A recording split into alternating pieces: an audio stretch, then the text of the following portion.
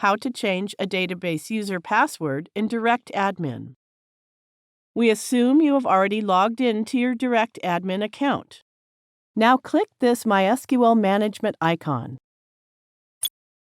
This is the interface where you can create new databases and manage existing ones. Here it shows the existing databases.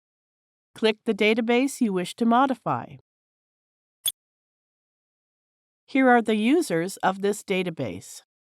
Click the Change Password link for the particular user.